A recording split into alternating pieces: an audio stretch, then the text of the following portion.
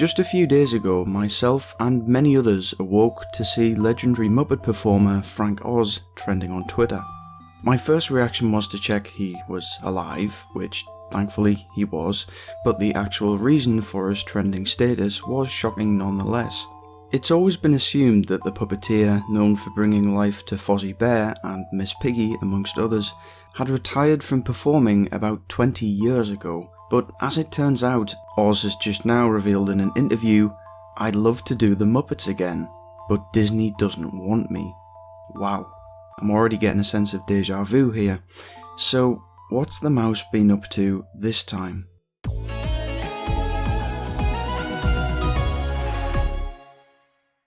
So, Frank Oz, who you've all probably heard of, is basically the most notable individual in relation to the Muppets since the passing of Jim Henson, whom he still often refers to as his brother, reflecting the duo's close friendship.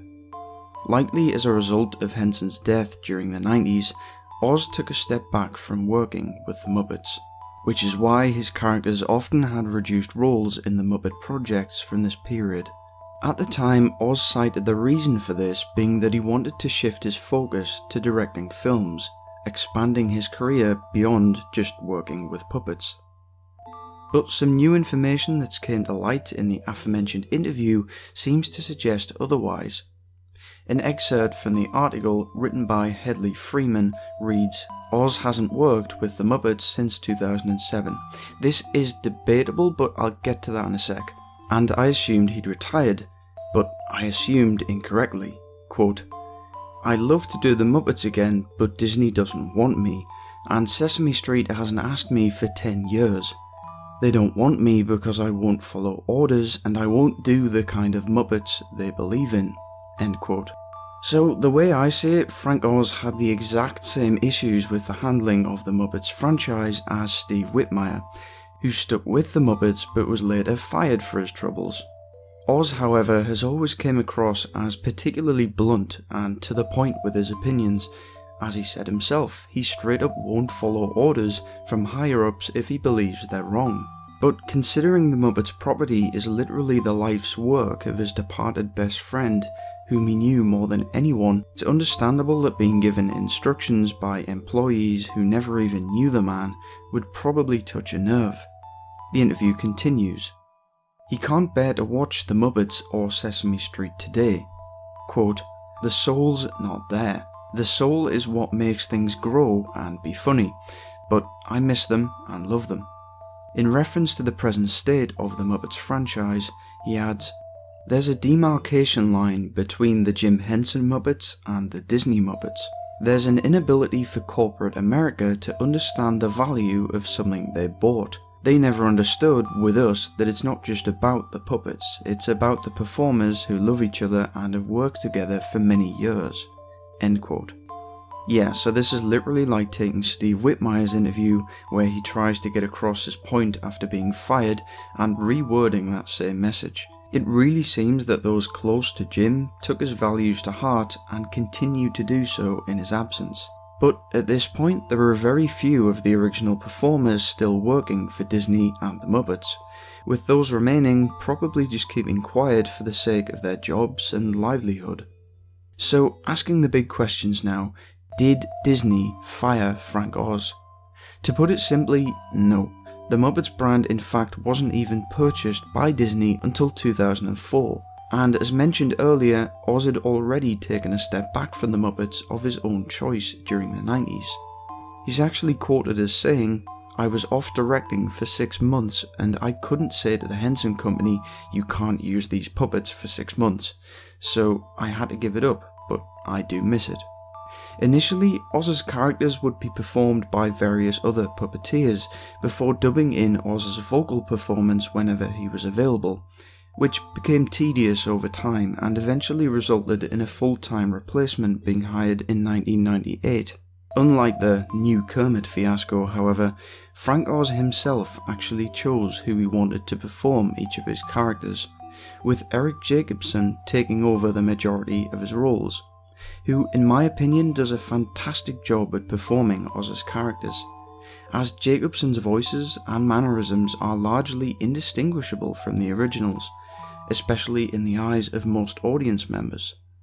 But that's not quite the end of it, as Frank Oz actually made several subsequent appearances as his characters in Sesame Street, though his association with the Muppets stopped stone cold following the Disney acquisition in 2004.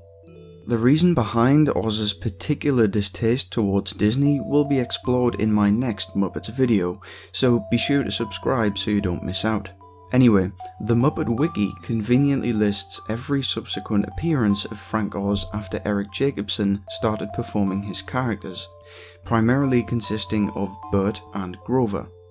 These one-off appearances have been happening as far back as 1999, with the most recent being in 2013, which certainly startled me, as I was also under the assumption that Frank Oz had retired back in the 90s. So why were the appearances only on Sesame Street and not with the Muppets? Well, the Muppets are owned by Disney. Sesame Street isn't.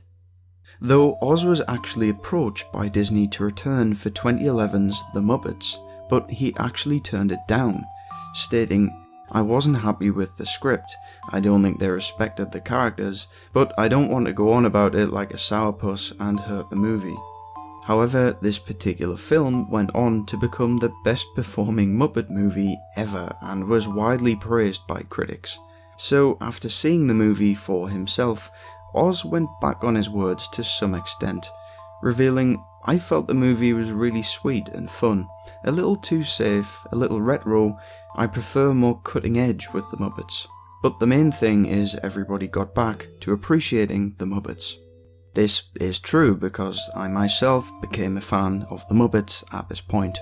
Regardless of this, I can only imagine Oz's declining of Disney's offer soured what little relationship they had, hence the "Disney doesn't want me" line, which implies he has not been contacted since. But what surprised me the most about this interview was that Oz is still more than up for returning to the Muppets, in the year 2021 may I remind you, albeit only if he were given more creative control. Surely if you wanted the Muppets to succeed, you'd hire literally one of the founding fathers of the Muppets, who, built these characters' personalities from the ground up. But nope, not Disney. Instead of listening to their reasoning, just ignore them and fire anyone else who has the same opinions. So, Disney didn't originally fire Frank Oz, but they've essentially put up a firewall to prevent him from ever returning to the Muppets. But what are your opinions on this topic? Do you think Frank Oz should be rehired and give the Muppets back their soul, as he puts it? Or are you on the side of Disney, who is pretty much like, "I have no soul"? Let me know down in the comments. Feel free to like, subscribe, and check out my Muppets playlist for more content like this. As always, thanks for watching.